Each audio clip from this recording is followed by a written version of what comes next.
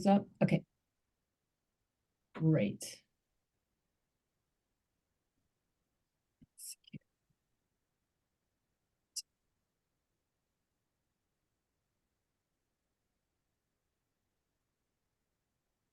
See if I can share the right screen.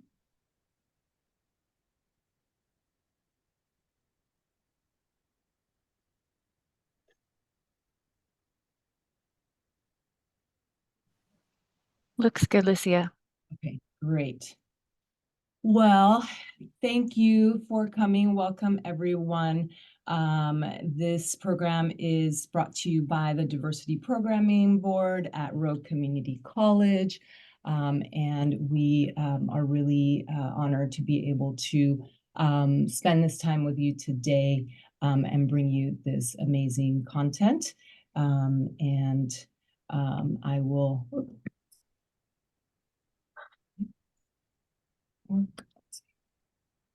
There we go.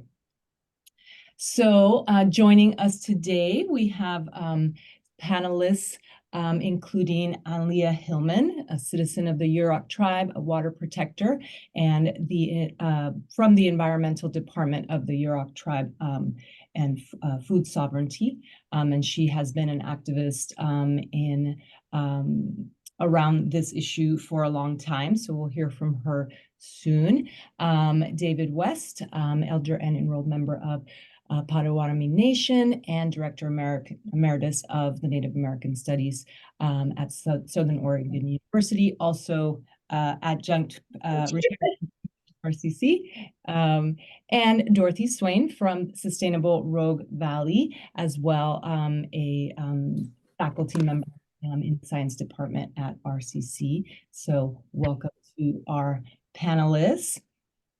We're going to go over some housekeeping things now and technical things. So we have about 90 minutes together today, which is not a lot of time when you think about this topic.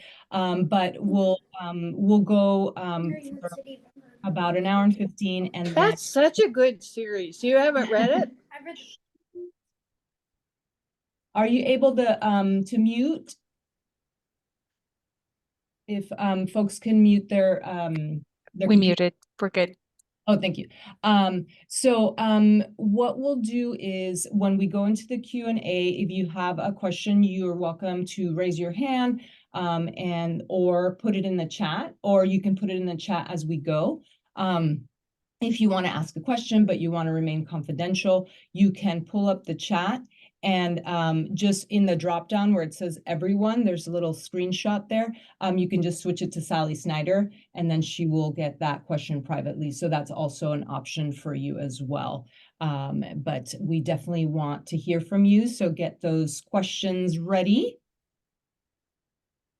And so a couple of things, we have turned on the closed captions. And so that should be showing up, but if it's not, there's a CC button at the bottom of your Zoom controls. And as well, check the audio on your device to make sure your sound is turned up. And then at any moment, if you have trouble hearing or seeing, just put something in the chat for us.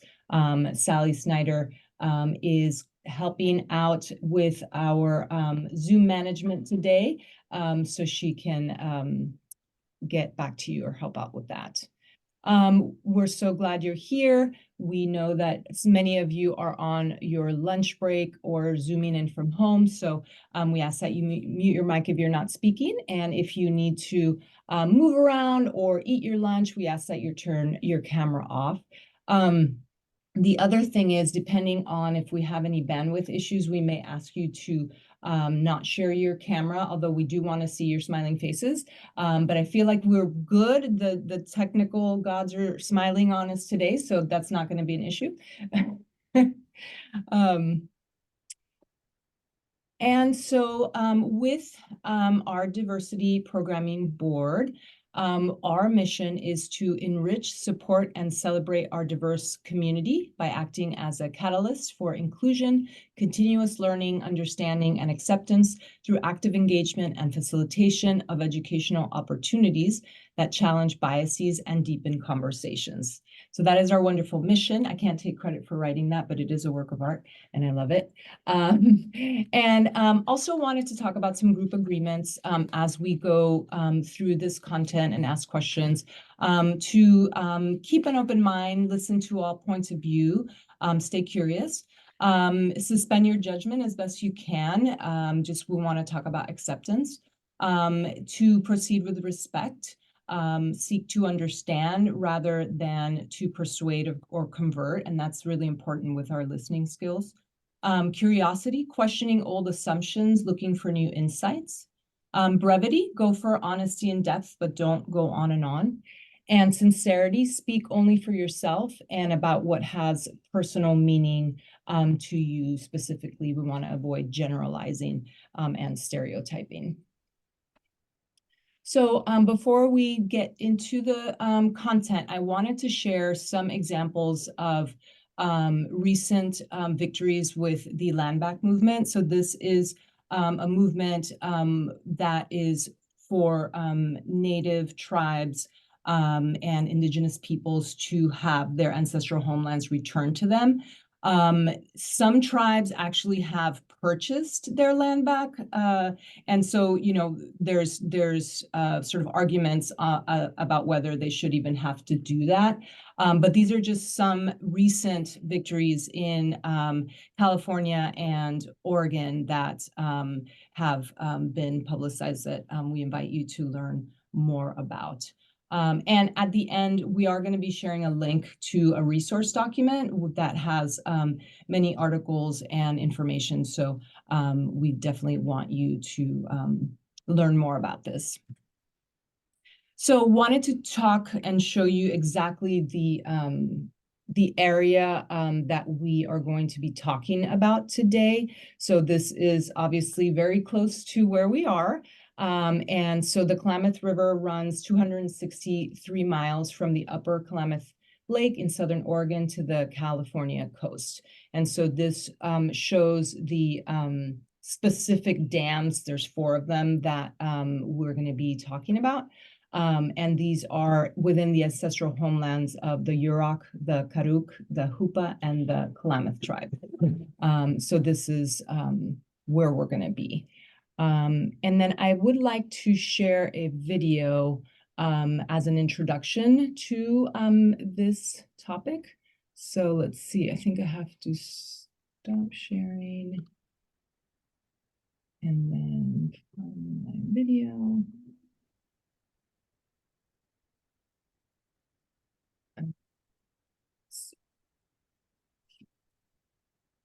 Thanks for your patience, everyone.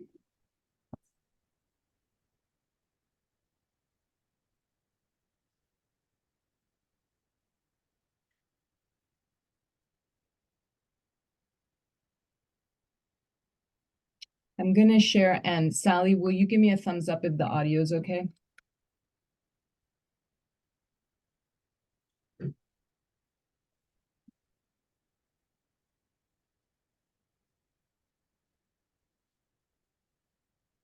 No audio? Sorry about that. Did you click the square share audio when It's you not on showing- the share screen? It's not showing up for me. Why is that? Oh, here we go. Share sound. They moved it. Okay, that happens. Zoom. Okay, one more time. The Klamath River, flowing through Oregon and California, was once home to one of the greatest salmon runs on the West Coast. It was a river full of life, not only for salmon, but for people too. Many tribes have lived along the river since time immemorial, depending on and caring for the river and its abundance. But 4 dams built in the middle of the last century choked the river, harming water quality, killing salmon, and severing cultural connections. For decades, the idea of removing these dams to restore the river's health seemed impossible. Many said it was too ambitious, too complicated, too big. After all, the dams had stood for a long time. They had produced power for the community. But the tribes along the Klamath believed a better future was possible. They held a vision of a clean, healthy, free-flowing river, once again full of salmon, full of life. Grassroots protests kept the river in the spotlight. Eventually, the people along the river came together. They built bipartisan support for river restoration. The dam owner decided that retiring its underperforming dams was in its best economic interest. The energy could be replaced with clean alternatives without contributing to climate change. And now, it's happening. The biggest dam removal and river restoration project the world has ever seen. A time when our politics are polarized and the reality of climate change is daunting, the Klamath presents important lessons. Leadership from tribes and local communities is essential to a future of healthy rivers. And we can overcome seemingly insurmountable challenges and make incredible progress by working together. This is why the Klamath is the River of the Year for 2024.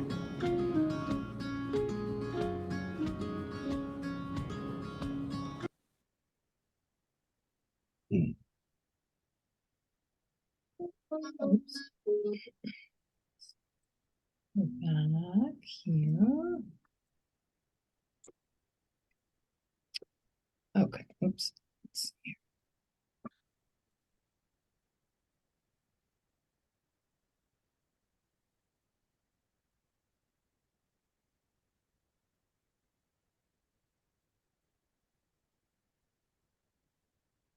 So I'm going to hand it over to David for the land acknowledgement, but before I wanted to share this screenshot of the Rogue Valley and basically the greater picture of Oregon, which is from this interactive land map. If you haven't heard of it, the URL is at the bottom of the screen there, where you can go and type in any address and it will show you the names of the tribes and indigenous peoples that were the First Nations in that land. So this, what we're looking at here is a snapshot of our area, and we invite you to discover this great resource. Okay. Okay. Well, good day, everyone. It's my pleasure to be with you again. Those that have been with us in Courageous Conversations and our other presentations and this one today, and with hopes and looking towards the future as well. This one is extremely close to my heart. As an Indigenous person, when we look at the creation stories of the tribes across North America, Canada and Alaska in particular, the ones that I've researched in those areas, within those creation stories are the instructions for the living of a good and harmonious life with everything else that lives. The land, the air, the fire, and the water are major life factors and forces, for all things require them for life. Our relationship with the land goes back a very long ways and predates Western science by many thousands of years, but also has contributed to contemporary science through observational science of a people living within their communities anywhere from 10 to 14 to 20,000 years. If a people have survived in a given region for that many years, for that long a period of time, it reflects that there almost certainly had to be and still is a very deep connective relationship between those human beings and the land that they care for as stewards and caretakers. If they weren't doing observational science and realizing that if they used all of one resource, that might endanger the continued existence of their people and their communities, they adapted to that and changed their practices. And that's reflected in the fact that they lived in these places for that extremely long period of time. If they wouldn't have, they would have used up all their resources and they would either starve to death or would have moved. So the land recognizes those people that have been here from time out of mind. As our elders tell us, often they use the terminology time immemorial. And it's always good when we're doing land acknowledgements and tribal acknowledgements to remind people that no matter what race of people that you come from, red, yellow, black, or white, in the history of the earth itself, herself, we were all tribal people at one time and took our living from the land and had a unique and deep relationship with the Mother Earth and everything else that inhabits the beautiful creation that we live in and share. So I'd like to read this land acknowledgement that has been developed between the 9 tribes of Oregon and the Southern Oregon University Native American Studies program. And we appreciate the use of their effort in acknowledging this relationship. In our desire for collective healing and partnership, we offer this acknowledgement of Indigenous peoples and their connections to the land that Rogue Community College occupies. This acknowledgement was developed in conversation between Grand Ronde tribal staff, Siletz tribal staff, and Native American programs, faculty, and staff at Southern Oregon University. It continues to be a living statement through this ongoing partnership. On behalf of Rogue Community College, I would like to take this moment to acknowledge that we are located within the ancestral homelands of the Shasta, Takilma, and Latgawa peoples who have lived here since time immemorial. These tribes were displaced during rapid Euro-American colonization, the gold rush, and armed conflict between 1851 and 1856. In the 1850s, discovery of gold and settlement brought thousands of Euro-Americans to their lands, leading to warfare, epidemics, starvation, and villages being burned.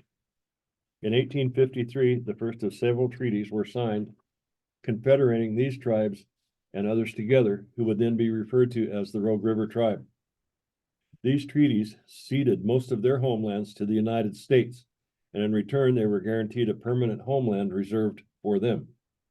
At the end of the Rogue River Wars in 1856, these tribes and many other tribes from Western Oregon were removed to the Siletz Reservation and the Grand Ronde Reservation. Today, the Confederated Tribes of Grand Ronde Community of Oregon and the Confederated Tribes of Siletz Indians are living descendants of the Takilma, Shasta, and Latgawa peoples of this area. I encourage you to learn about the land that you reside on and to join us in advocating for the inherent sovereignty of Indigenous peoples. Thank you. And now it is indeed my pleasure to introduce someone to you that I've known for a very long time and am extremely proud of her efforts and the work that she's contributed in seeking peaceful transition in the removal of the dam and the restoration of the river. Please share with me your attention as we welcome Analia Norris from the Yurok Nation of Northern California. All right. Walk Cloud, David. Yeah, I've known David a long time, and I really appreciate your encouragement and raising me up to be the person I am, helping to be those people behind me. So thank you for that. But Ayukwi, Nekneo Analia Hillman, formerly Norris, yes, and Wechquel, asi Hopau Wamechok, Orleans Auk. I am a member, I am Pulik Law, and a member of the Yurok tribe. We call ourselves Pulik Law, but we are officially the Yurok tribe. And Pulik Law is downriver people. So yeah, my people come from the mouth of the Klamath, and I currently reside here in Orleans. You may have seen on the map, it's kind of mid-Klamath, and it's Karuk territory. So yeah, I've lived here for quite some time. I actually grew up in Eugene, Oregon, and like I said, I had a great community there that raised me up, and I was lucky to come home and be here in my homelands and trying to make things better for our people here. And so I think I want to start talking today I want to talk about the river first before we get into the whole dam removal. Yeah, the Klamath River, as we call it, Yurok people call it Hashkik-Wetroy. It means the river from up high. You know, been she's like the lifeline for our people here, for all the peoples along the river, you know. Like David had mentioned earlier, like our people were created here in this place along this river for a purpose. And you know, our people practice these world renewal ceremonies to ensure that balance remains here. You know, our role here in the ecosystem is very important. And we do, you know, see ourselves as a keystone species of this ecosystem. So we don't see ourselves as separate or these people that came into this place to control this environment. We are part of the environment. We're part of the biological makeup of this place. And we've always, for a long time, like they say, time immemorial, you know, we've been tending the land here, taking care of it. We burned, we ensured fish stocks to come back with we have ceremonies, we have certain ways of doing things, we have certain ways of taking care of the place. We've always had everything we needed to survive and to live right here on this river. And you know, we've seen her go through a lot of pain in just the past couple 100 years, and fairly recently, really, in comparison to, you know, colonization of our entire continent here. You know, we just recently, California was the more recent places that was settled, and yeah, we've seen a lot here, and the river and the land has seen a lot and gone through a lot. So you know, we're really praying and hoping that these are bright times ahead, and that things are taking a turn for the better now. You know, it started with the gold rush, settlers coming in and you know, seeing something they wanted and wanted to take it at all costs, and you know, remove the people. You know, there was bounty on people's heads during that time. You know, we were one of the only places that they paid people to hunt indigenous people down so that they can take the lands here and use them for resource extraction. So I think that's a very important part of history that we need to remember. Like, if there was a genuine genocide that happened here during the gold rush. And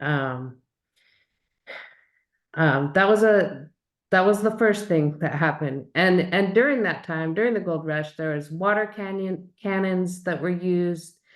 You know, they destroyed sacred places. They destroyed really even the landscape of the riverscape and the way it flowed. I mean, they diverted water, it was changed. So it was a huge impact. And you can look, if you drive along the Klamath, you can see mine tailings all along that cover up sacred places.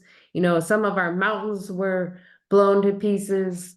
Like, so that was the first destruction that we saw on this river. Then you know, in the 1850s, you know, soon after the gold rush, when people settled, they found, oh, there's more than just gold here. Like, this is a very rich place. What else can we take? What else can we use from this place? And so, of course, we did have one of the greatest fisheries on the West Coast on the Klamath River.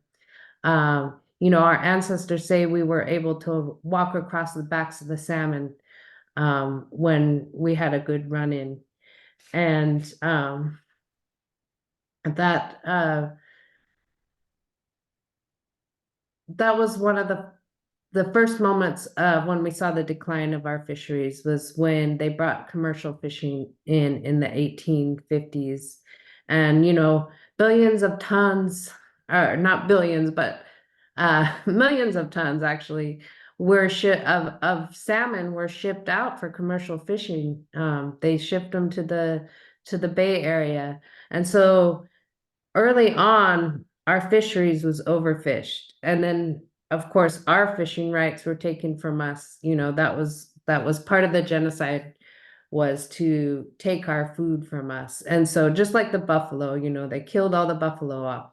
That's what happened to our salmon also early on. So that was really the beginning of the decline of the salmon runs in the Klamath River.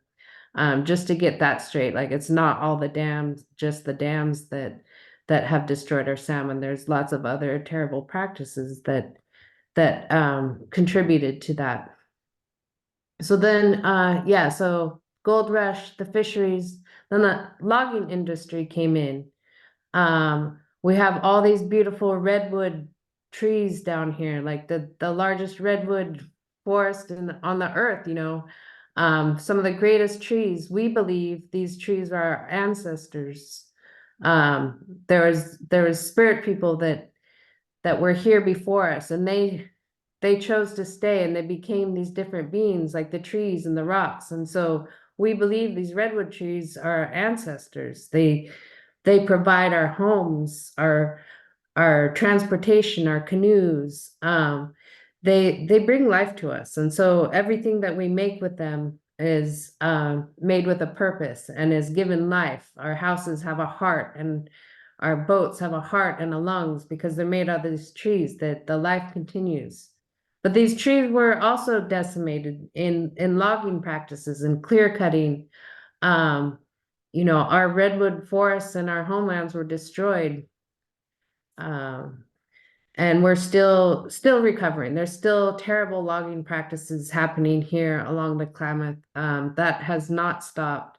You know, they've used poison sprays that get into our basket materials. We've had battles with cancers and different diseases because of that. So we had gold rush. We had the commercial fisheries. We had the logging. We also had a marijuana industry that came in to our watershed and destroyed our water resources, our spring water. You know, people have been sucking those natural springs dry along the river since, you know, the 60s, 70s, when, you know, communes came into that area and started, you know, creating these portals for people to come in and settle, and feel like they had free access to land and to make money. It's always about money, right? And then there's the agriculture. Besides the marijuana, you know, grows, there's industrial agriculture, and that was more common in the upper basin. And that began, you know, around the gold rush time also. And that's partly why these dams were built, to divert water from the rivers. And the industrial agriculture has had probably the greatest impact on our water quality and our water and our fisheries.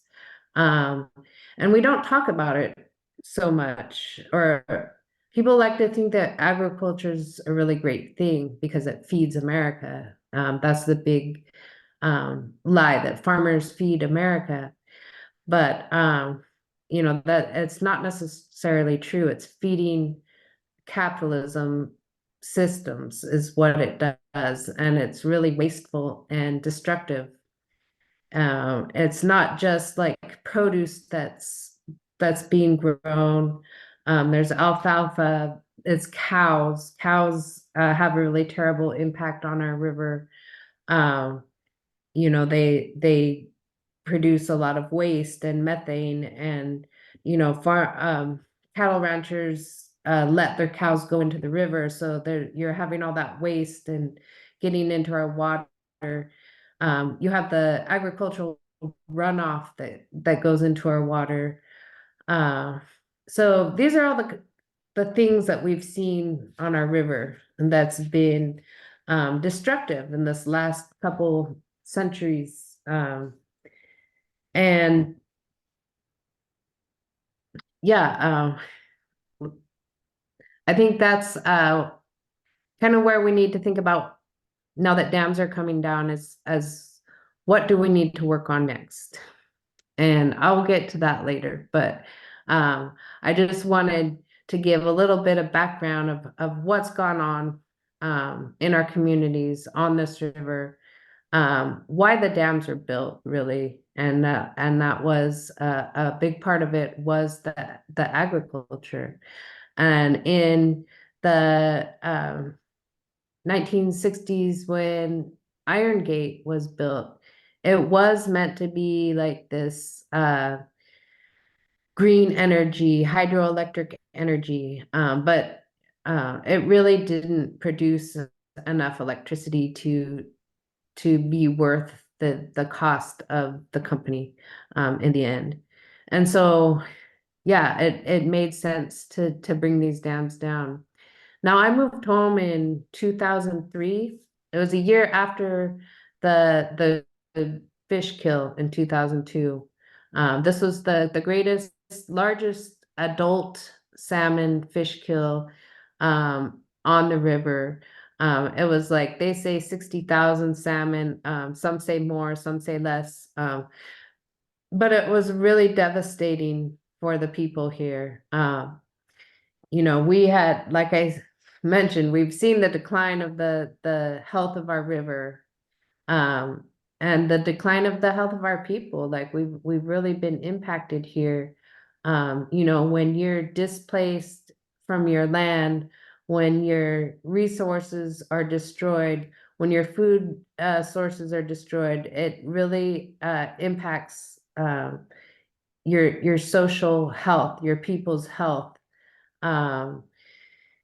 Because yeah, we have this reciprocal relationship with the river, and so having all these things being taken, our purpose taken from us, our purpose to the land taken from us, you know, the displacement, you know, there's so many other things that contribute to that too. So yeah, with this dam removal, we are not only, you know, looking forward to a better future for our environment, but also for the people and our healing and the trauma that we've witnessed and lived through along the river. And I'm sorry, I didn't write an outline of what I'm talking about. I'm just kind of going with the flow here. So anyways, I want to switch gears and talk about the dam removal. It is a very exciting time. It took a lot to get to this place. And as I was saying, when I moved back here in 2003, you know, we had the big fish kill, and that was about the pivotal point when people started talking about dam removal and the possibility of it. And as it was mentioned before in the video, like this was almost this impossible idea. Like these dams are huge, and they were built, you know, to provide power. You know, they served a purpose for you know, this capitalist system, but they were destroying our river and our fisheries, and the people here knew that something had to be done. And it really started with a grassroots movement. It was just a couple people on the river bar having some beers, talking about what was happening here. You know, what are we gonna do? And it went from there. It launched from there. We were able to, you know, identify who were the targets, who owned the dams. And it really, like I said, it started with the grassroots movement. It started with people bringing concerns up to their tribal councils. And so it took, you know, the people and the councils began to work together. How are we going to approach this? And so, yeah, we first went over to Scotland because at that time, Scottish Power owned the dams. And we went and told our stories. We brought salmon over there, cooked it on sticks. We shared songs, we shared our culture. And I think that they felt like they didn't want to be part of this problem, right? But it's funny because I had brought this up before and someone mentioned, well, if they really felt bad about it, why didn't they do something then? Why didn't they take down the dams then? But instead they had sold the company. And that's when that was sold to Pacific Power. So then we had to kind of regroup and figure out where to go from there. And deciding that, okay, Pacific Power, Warren Buffett, Berkshire Hathaway, they were, the responsible party for decision making and what was going to happen with these dams. And it turns out the dams were up for relicensing through FERC, the Federal Energy Regulation Commission. And so this happens like every 50 years or something like that. And so that was coming up, and this actually last year was the deadline for it. And so we just barely squeaked by there. But it took a lot of effort. I spent a great amount of my life in the last 20 years. This has been a 20-year battle for dam removal and to see, better water quality on our rivers. So it's been a battle, and it wasn't just grassroots. It was, tribal governments. It was federal government. It was state water boards. It was commercial fishermen. It was farmers in the upper basin. It was, settlers on the river that wanted to do something good here. So it was a lot of effort from a lot of different people, and a lot of people that wouldn't normally work together were working together for this cause, for this, just a huge undertaking. And then we had to take a lot of different angles at it too. It wasn't just protesting. It wasn't just, documents. It wasn't just agreements. It was all of those things combined, and it was our prayers as well. I think I really believe that our prayers were strong and were heard, and we didn't give up. Like it took a lot of I guess like pulling ourselves back together, regrouping and keep going. And it also took a lot of different people to have to like step back and step forward and do our part to accomplish this great thing. And I'm really grateful for all the people that put their time and took time out of their lives for this effort. And I think that's a big message for other Indigenous people or any people that are fighting for these environmental justices, that we can't give up. Like we're in a environmental crisis right now with global climate change, and we have to act now, and we have to be persistent. Like we can't be complacent anymore and allow things like dams in our rivers or all these other new green energies that are supposed to be good for our earth. Like we have to be diligent to make sure that we are actually just reducing our footprint here.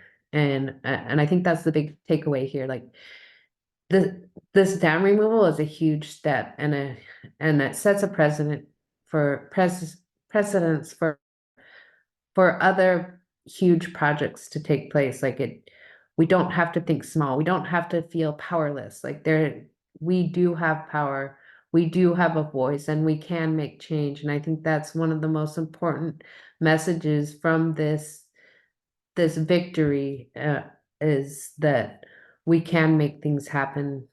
People do have a voice, and we don't have to be complacent to capitalism and continue to let it destroy our communities and our cultures and our land. You know, we're all dependent on this earth.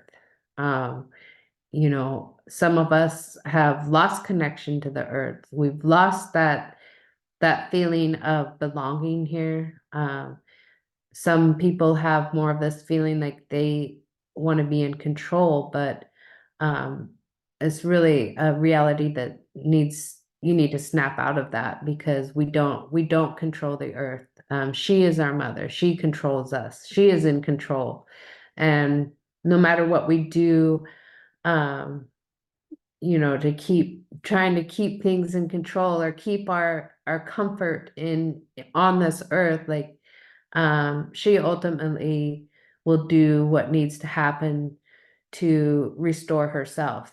And we're seeing that now with environmental catastrophes. We're seeing, you know, environmental refugees from the destruction that's happening. And so, you know, this is a moment in time where we can really change the way that we do things. We have to change the way that we live here.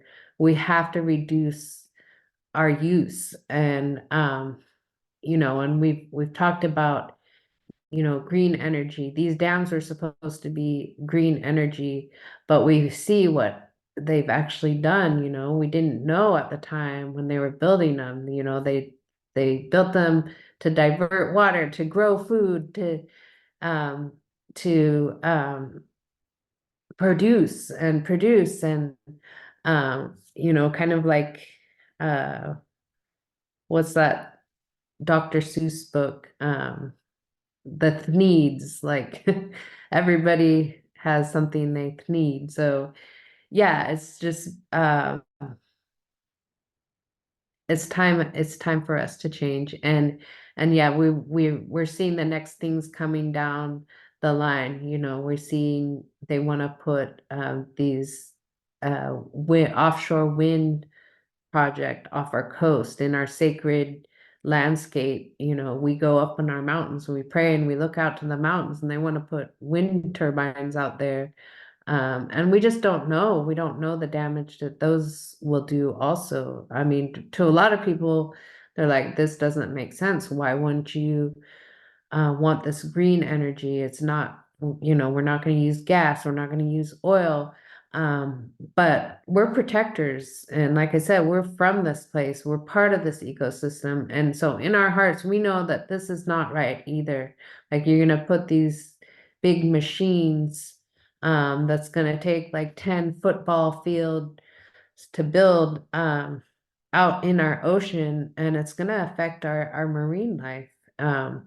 And again, the marine life affects our river. Like, it's all connected. We can't think that things aren't connected, because they are connected. And so we have to be really careful about how we approach green energy, and what's acceptable and what's not. And it's very controversial, but tribes have taken a stand. We don't want these wind turbines off our coast. They don't benefit our local communities. They're really, the idea is to be able to power the Bay Area, the large cities, and to be able to have the energy to fuel electric cars in the future. And so I think, yeah, the lesson that we all need to learn here is it's time for us to just slow down and really change the way that we live and really resist capitalism. Capitalism is a system that has been destroying everything in its path. It is what makes people kill, destroy cultures, genocide. I mean, you look in Palestine, you look everywhere that there's war and destruction, you look at the Amazon forest, like this is all related to capitalist practices and companies wanting to make money. And it's got to stop. And, you know, dam removal seemed like this huge undertaking. But there's other ways to go about resisting without having to take such big undertakings.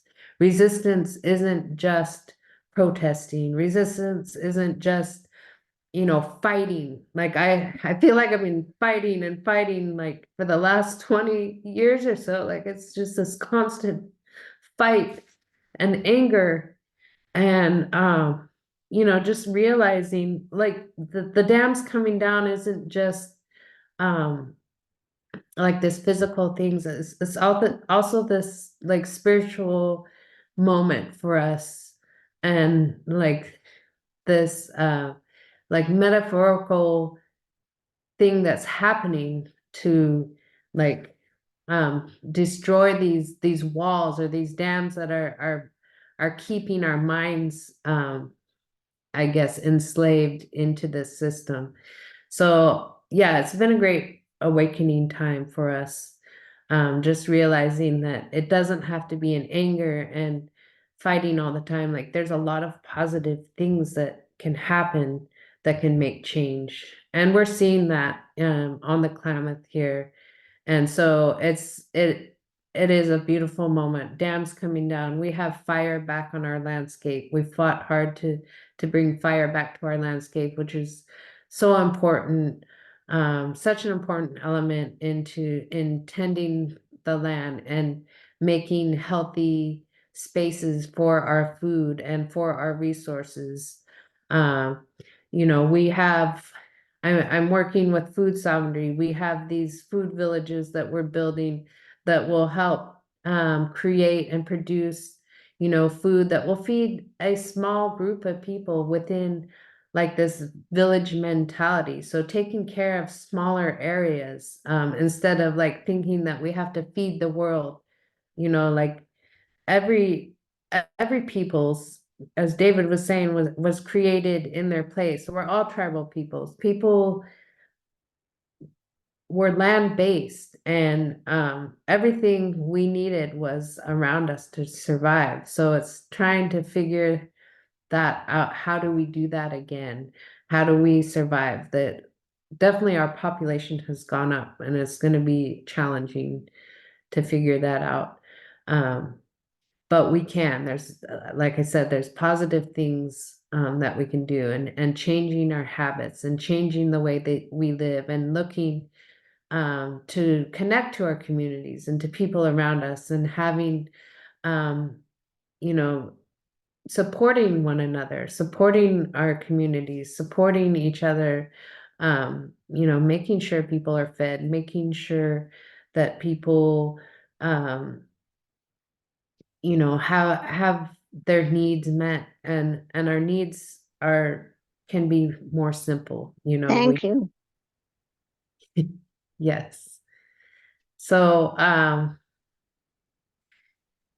yeah, our needs can be more simple. And so it's us reducing our needs and all the plastics and all the little garbage things that we have. Like it's time to phase out of that. So, yeah, I'm not sure if anyone has questions at this moment for me. I'm not sure if I've covered the whole dam removal thing, but that's kind of what I wanted to talk about here today. Yeah, I have a question. I was wondering, I understand just historically that the government had introduced like fish hatcheries as like a sort of like, oh, we can just make salmon, it'll be fine, don't worry about it.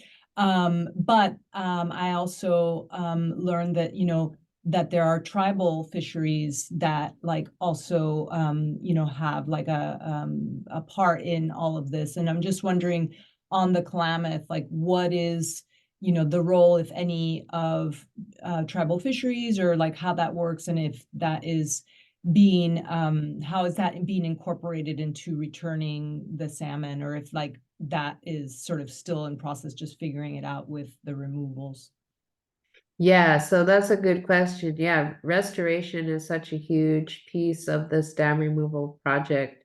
And the salmon fisheries, like I'm not a scientist or a fisheries person, but I know that they've been doing a lot of work. They did release some hatchery fish into the Klamath just recently. Although that's been controversial, just because hatchery fish aren't necessarily native. I mean, I think there's ways to, retain native stock and use them in hatcheries, but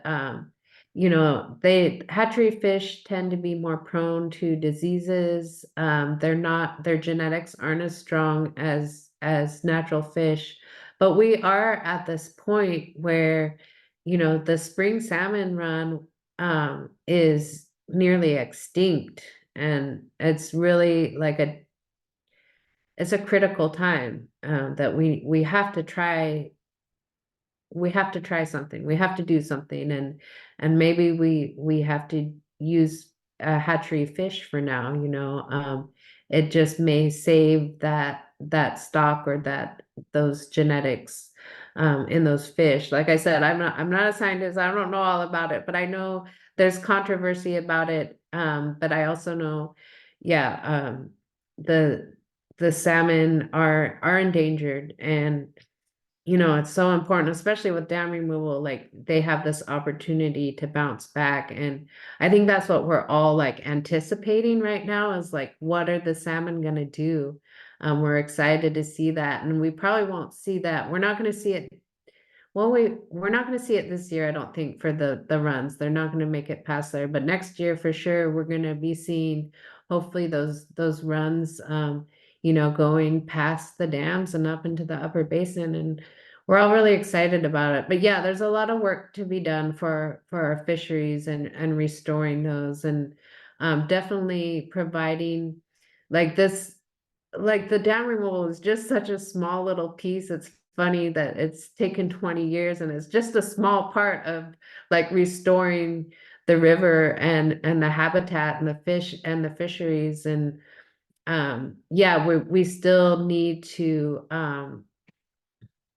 talk about the water issues and the diversions that are still happening in the upper basin and on the Scott River and the Shasta. Those are two huge tributaries to the Klamath, and that hasn't been addressed enough, is the amount of cold water that could be coming from those two tributaries to help bring the salmon back and provide healthier spawning ground for our salmon. So yeah, those are some things that can happen, and we're looking forward to that.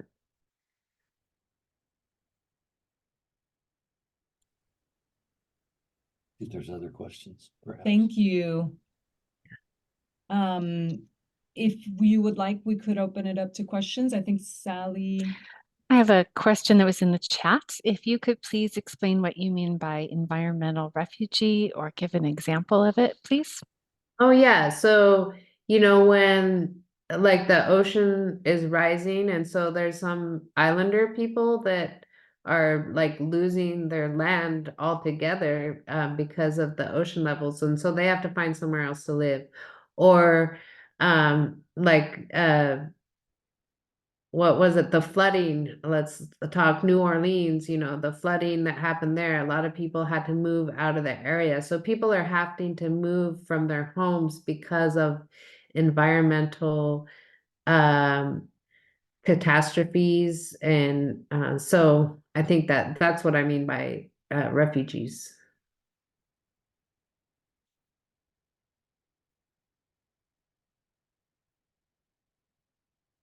Interesting. Let's start again. Yeah. I think it's interesting that when we're looking at revitalization of nature, and it seems to be that a lot of that is happening amongst indigenous people, amongst the Menominee people of Wisconsin. A number of years ago, they were gifted some buffalo skulls for some of their sacred ceremonies from an Amish buffalo ranch, or excuse me, a Quaker buffalo ranch. And then they started looking at other tribes and people that were reintroducing buffalo to their original homelands. And they got a 360-acre farm that the owner didn't have any descendants, no one to claim the farm.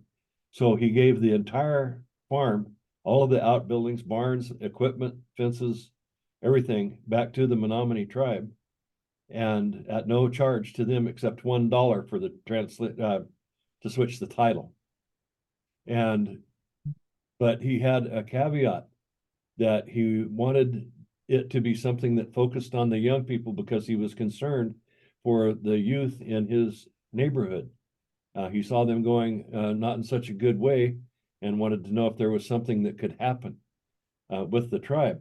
So they started a program that's called Minnekinekum, and that translates to mean community rebuilders. And they built a community garden that everybody could plant their garden in the first year. The second year, they built a community garden and a broader based community garden and raised all of the vegetables for all of the schools on the reservation in that second year.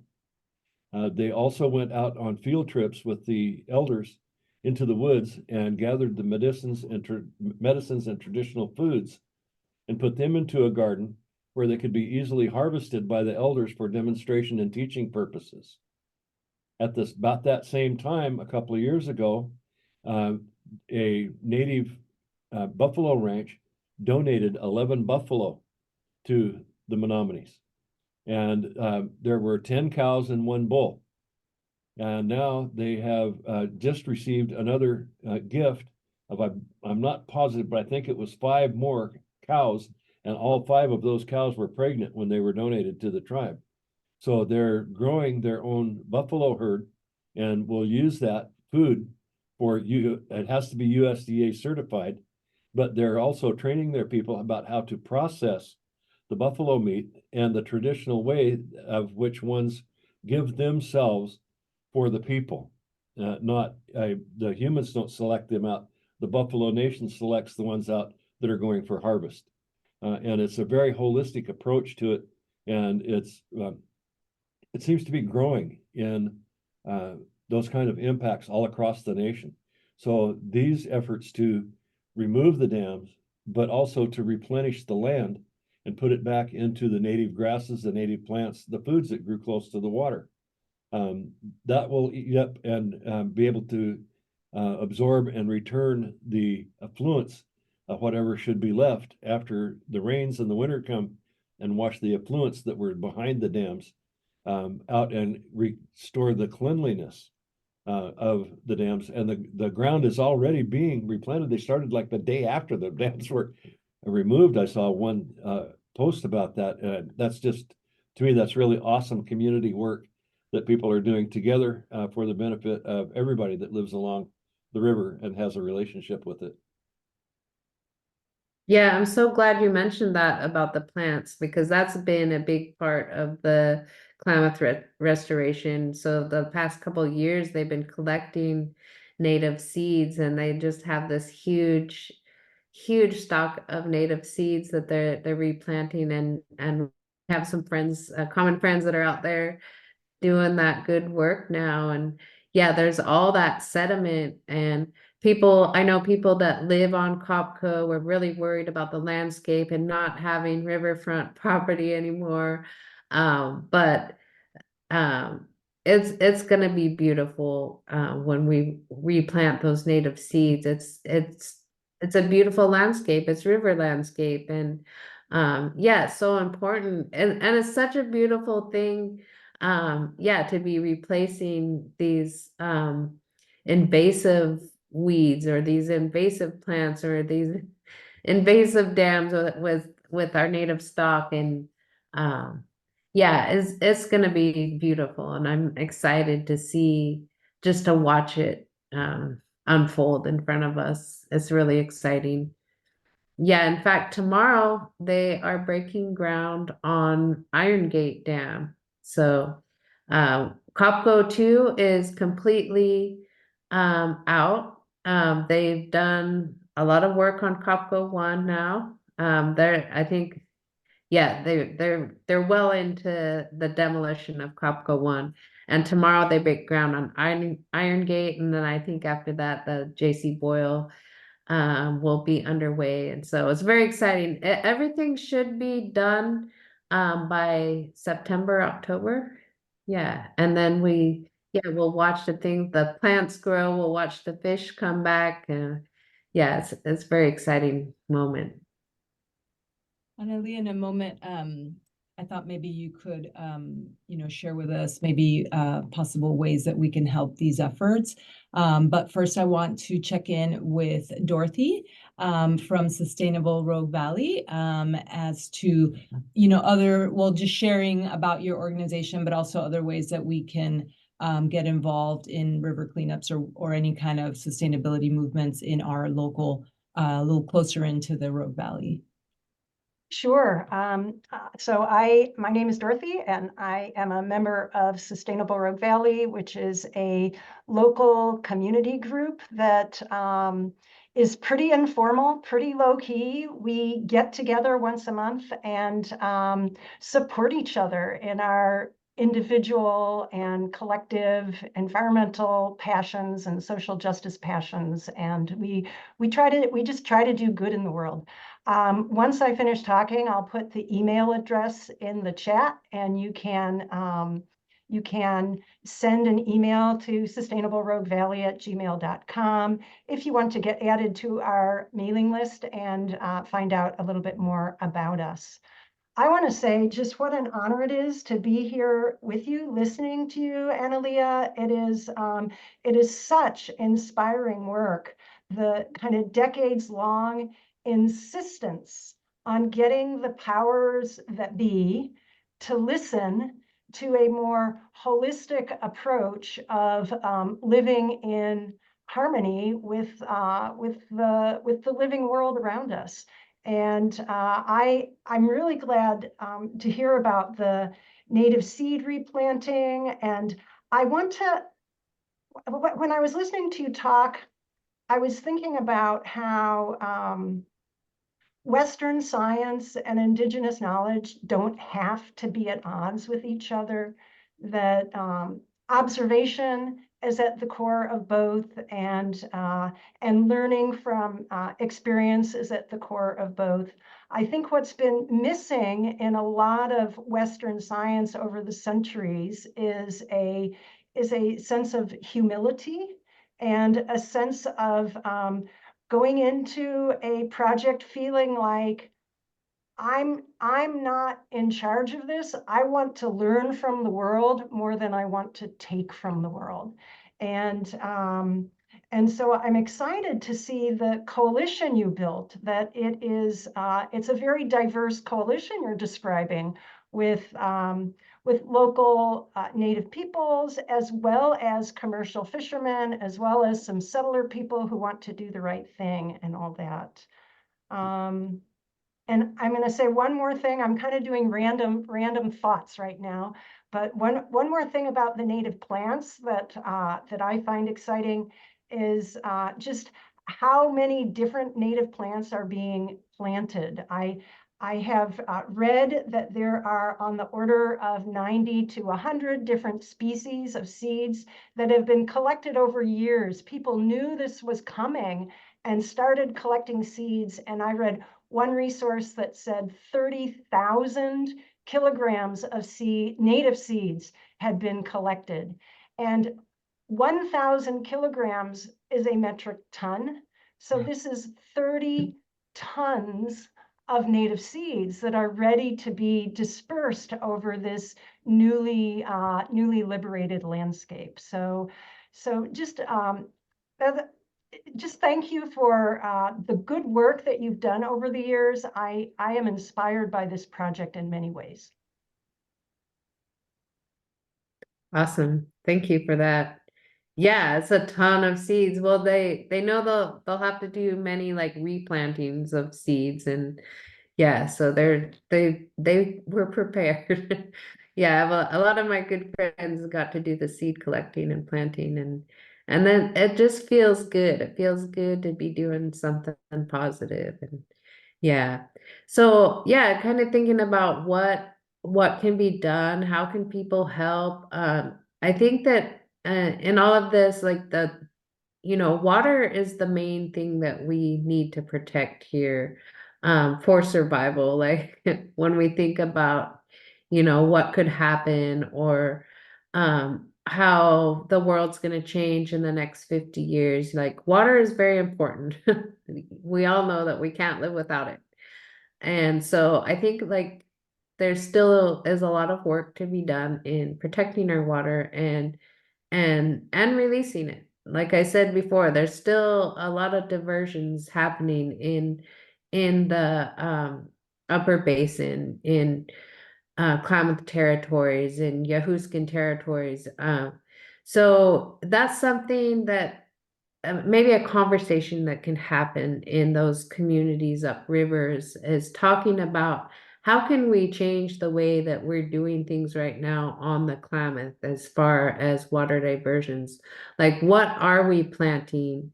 There's a lot of alfalfa, there's potatoes, these crops that are using a lot of water. So that's maybe one thing that can happen is changing the types of crops that are grown there. Because we're all here now and we all have to survive, we don't hate farmers, but we don't like that system that they're serving. And so when we think about the potatoes that are being grown there, where are those potatoes going? They're going to like Lay's Corporation, into the junk food that we're eating.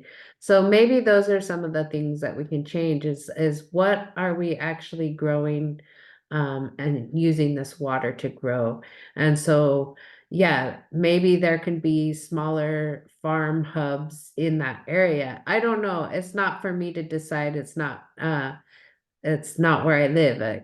So I hope that conversation can happen in those communities up there, and just like how can we change what we're doing to the land there, because yeah, the wetlands are so important to the river ecosystem, and again we get so disconnected from these places and why they exist, and even down here we don't think about the wetlands so much, maybe on a smaller scale along our creeks and so, but yeah, the wetlands are important there. And for the Klamath people, the chwam, the suckerfish are sacred fish to them, and they're endangered, and there's just not enough water in the lake. And so those are some of the things you can think about. I think there's a lot of work in the upper basin and supporting those tribal people up there that are trying to restore their fisheries as well is important. And getting that water back. So it's not just land back, it's water back too. Like the water needs to be back in our rivers, so, and our lakes and our wetlands. And so however we can help that happen, I think will be great. I just want to take a moment, since Dorothy mentioned, the intersection of Western science and Indigenous wisdom, that we have a book group where we're reading Braiding Sweetgrass, and we have one meeting coming up on May 16th. Anyone can join, all are welcome. And also we will be having another meeting this summer, but we don't have a date for that yet. So just wanted to give a quick plug to our Braiding Sweetgrass book group. If you would like to join us, send me an email and we'll get you on that list. Awesome. Yeah.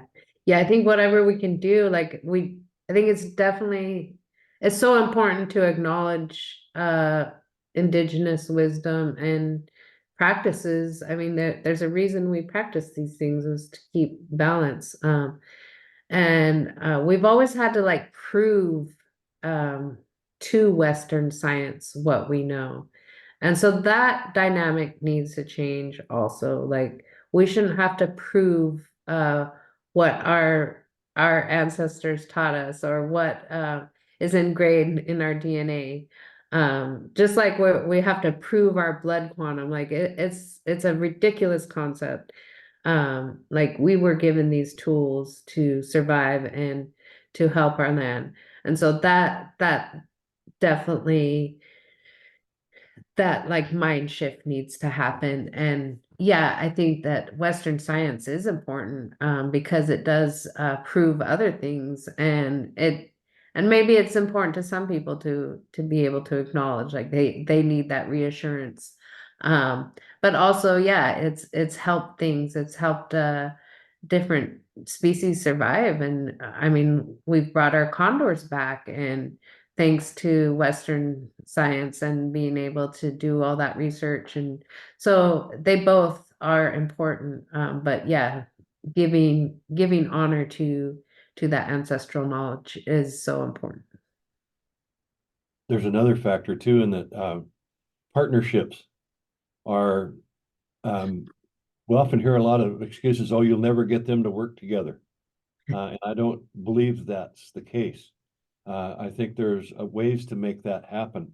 One of our elders told us, remember that we are trading people. We have highly developed skills in compromise and negotiation related to trade.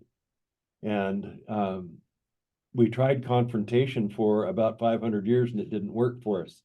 So utilize your skills of trade and negotiation. I live on West Savage Creek, which is almost directly up the hill on the south side of the Rogue River, where Savage Rapids Dam was located for many, many years. And there was a big concern when the Gold Ray Dam and Savage Rapids dams were both taken out and removed off of the Rogue River. It flows freely from Lost Creek Lake now to the Pacific Ocean, and has been for a number of years now. They were very afraid of the affluents that were behind the dam and what those might, both dams, and what that might create, particularly Gold Ray, because it sat just below Medford, Central Point, Eagle Point, Phoenix, Talent, and Ashland.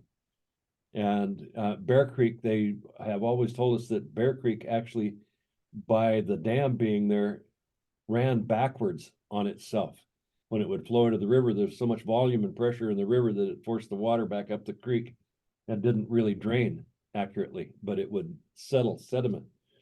Well, it seems that the Beaver Nation didn't really want that sediment being around because both dams, the containment dams, were interrupted in their containment by beavers digging holes in the dams, the containment dams, and the waters went out before they were ready for them to, Corps of Engineers was ready for them to go out. And then the rains came, and it rained for about a week. And lo and behold, all of the sediment at Savage Creek was gone in a day and a half. All of it, scoured right down to bare rock. My friends down in Agnes told me, yeah, we watched it go by. The river got dirty for about 2.5 hours, and then it cleared right up again. And that's the last we saw of the sediment. Washed it right out into the ocean, and Mother Earth is more powerful. She could take care of it and dissipate it if we just get rid of it and quit piling it up. What that happened after that was remarkable. The Mid-Rogue Fly Fishermen's Association and the Mid-Rogue Steelheaders Fishermen's Association combined with a person from the Jackson County Parks and Recreation, that the Savage Rapids Park was on the lake that was behind Savage Rapids Dam. The fishermen told the county parks, did you know that this place prior to the Savage Rapids Dam, this was a breeding ground, this was a spawning ground right here. And there it used to be shady. That's why people like Clark Gable used to come here to fish, because it was one of the finest steelhead fishing rivers in the world. So they took out those two associations, got together with the Parks and Recreation person, and they removed all of the invasive species and replanted all of the native stock that grew out over the river to provide shade on the spawning grounds for the salmon in this very hot Southern Oregon climate, so that they could spawn and their eggs could hatch in the coolness of the shade of the river. That takes memory, that takes forethought, that takes immediate action for that to happen. And they did it together. I went down to talk with them about how important this was. There was 65 people from both of those fishermen's associations. They worked there for 4 weekends and took all of that invasive species out, all of the Scotch broom out of all of the stuff that didn't need to be there, and replaced it with the traditional and indigenous plants. And so now salmon are spawning in that area where they had not spawned behind on the Rogue River for those many, many years of the existence of Savage Rapids Dam. So there's so many of these stories that are beginning to come to light in so many different places. People with ranches have dedicated parts of their ranches in Colorado and Idaho for elk habitat, but at the same time that they're donating use and holding it for Rocky Mountain elk to flourish, they're also reintroducing the beaver on their lands because they have trouble with water. Where the ranch, when they moved there 150 or more years ago, had water everywhere. And then somebody came along and took all the beavers out and their water went away. There really is that symbiotic relationship. Everything is interconnected and depends upon each other and itself for continued existence. And it's wonderful to hear it coming about and being presented in a way that how it just is for the people that live there, that still take their living from the land. They still have that connection to it. And that's our prayer for the 7th generation ahead of us, in remembering the 7 behind us and those before that, and looking forward into the future for the 7 ahead of us and the 7 beyond that. Sustainability in all things. Thank you. Thank you for your words. You always inspire me and inspire a thought again, like, yeah, I mean, things take their natural form when we give it the opportunity and the natural way of life that it's supposed to be. And I think that part of this dam removal process, there's been a lot of fear around it. I think that fear came from like losing control, like having these dams in, people felt like they had some kind of control, right? But and they were fearful when we did let the water out and all that sediment came down. Like he said, it was a few days that there's so much sediment.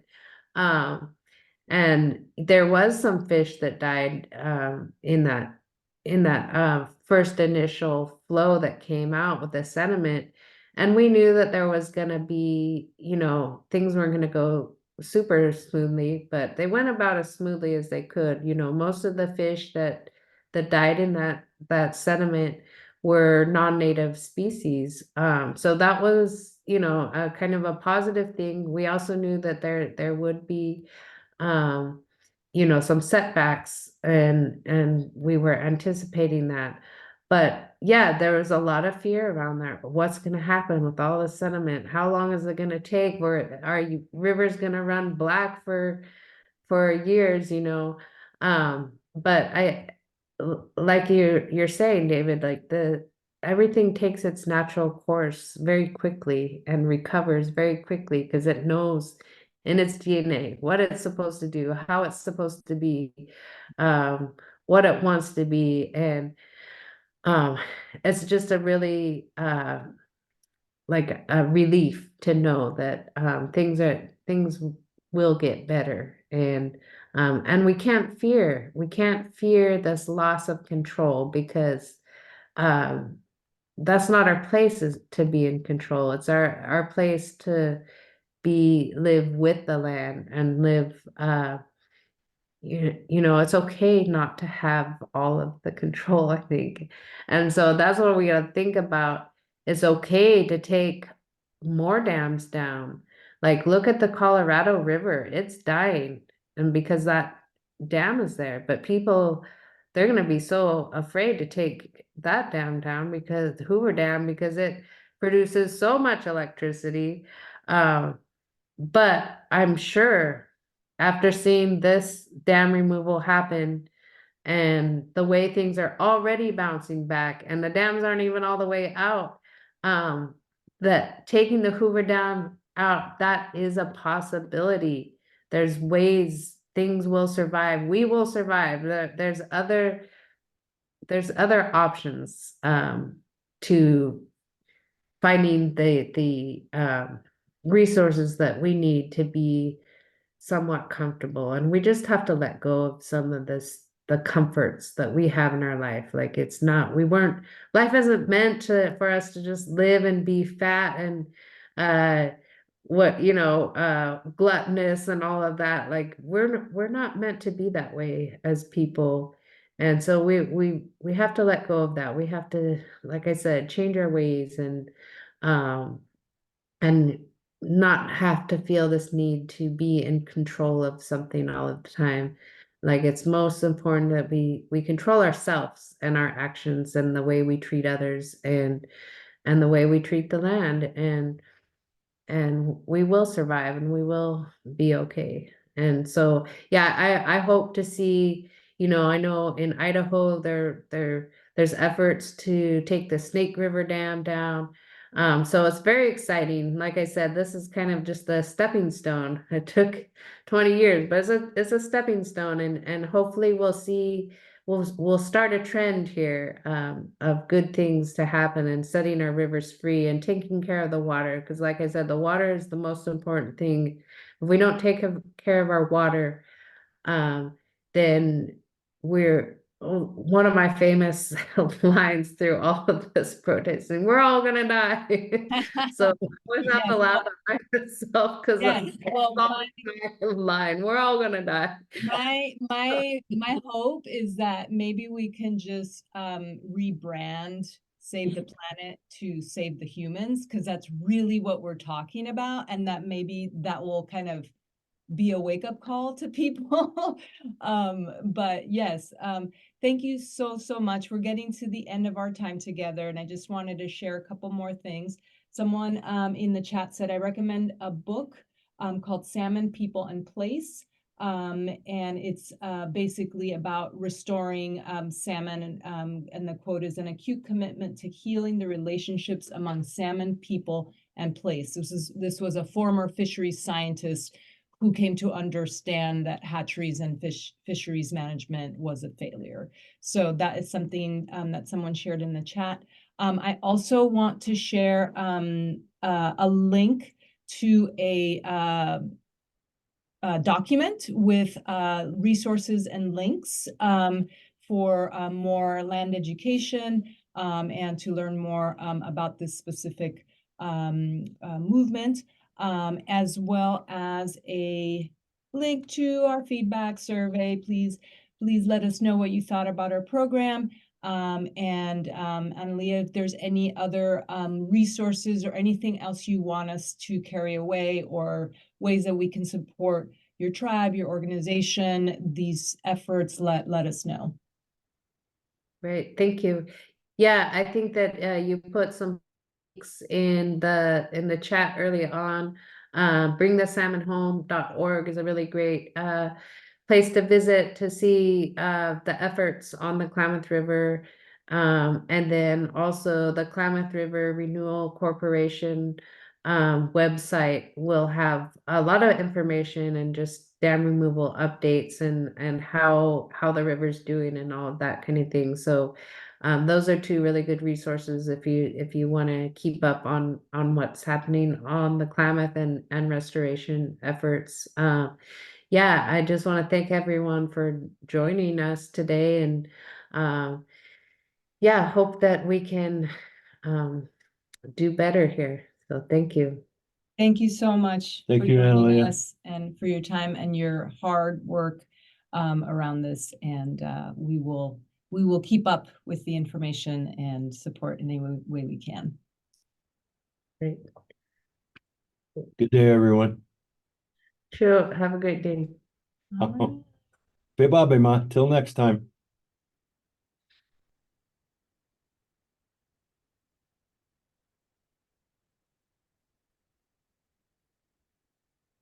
I'll be in touch, Analia.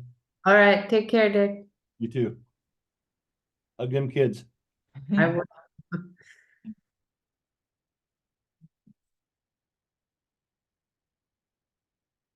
Hi, David and Michelle. I'm gonna go ahead and close the meeting, Sally, so we can get the recording. See you, Thank you. Sal. Good luck. Thank you, Dorothy. Thank you all. Thank you, bye.